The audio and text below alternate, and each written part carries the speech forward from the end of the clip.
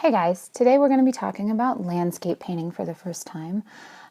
We have an image here that I've just taken from the internet, but it was from a free stock photo website. I'm not taking anybody's photo that's going to want to be paid for it or is going to come back and try to get me for copyright issues later.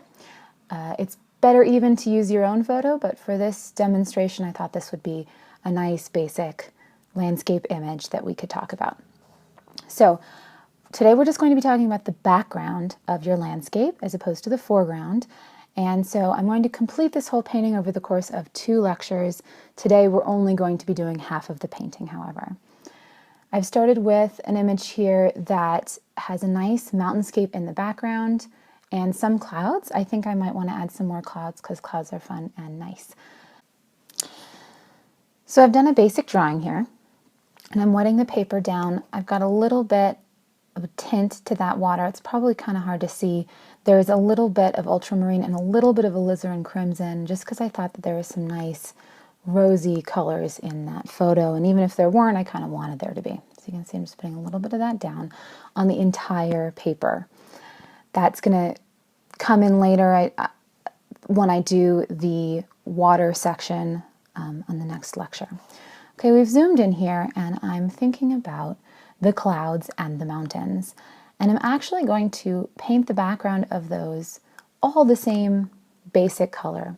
And the reason for this is, as with most landscape painting, because we have things that we can see that are very far away and things that are more close up, the stuff that's very far away is going to be affected by atmospheric perspective.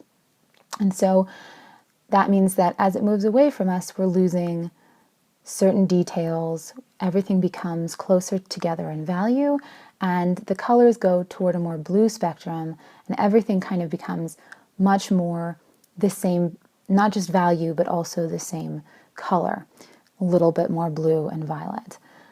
Now I've moved into working the clouds, and the clouds are one of the most fun things to do in watercolor, and the whole paper is wet at this point. And I've come in with my paper towel and I've pulled out pigment around where I want the clouds to be to get back to the white of the paper. And it's going to stay pretty well there, but what's important about this is that it's creating soft edges. And of course, clouds aren't going to have a hard edge.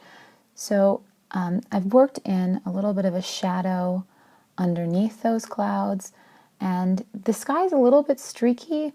That's okay. It depends on the time of day and where you're looking and what the atmospheric conditions are. Sometimes the sky is not going to be a perfect flat color, flat wash.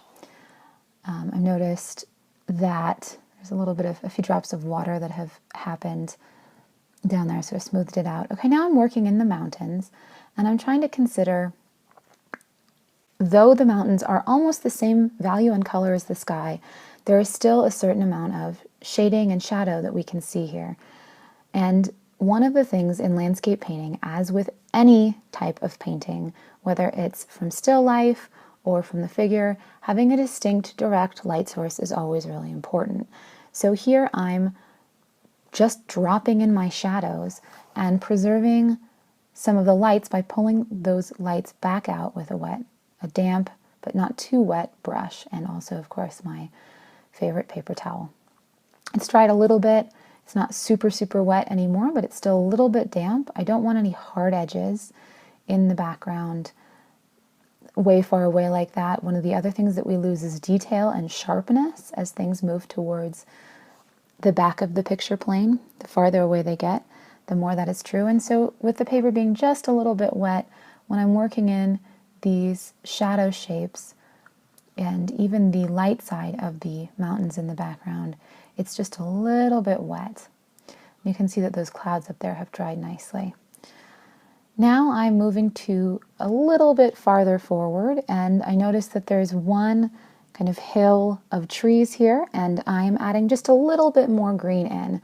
Those yellows are going to kind of disappear as things move backwards, but if we're moving from background to foreground, we want to continue to add a little bit more of either red or yellow to make the whatever it is, whatever object it is, feel closer to us. Okay, now there's another level of trees that are even farther forward, And that level I'm going to be painting in with with a little bit more yellows. There's some spring green in there, and I've still remembered to put a fair amount of the ultramarine in to make sure that it still falls back, because we're still working on the background here. You can also see that I've reserved areas where some trees are kind of come in front of this one area of trees, and this is essentially negative painting. So we're moving by steps into the foreground, one step at a time.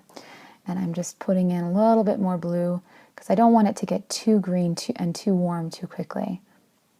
And I'm still trying to kind of consider that there is a directional light source, so I'm kind of pulling that out a little bit with a damp brush. I'm coming back in and pulling out the highlights on some of those trees so we feel like there's light moving in one direction.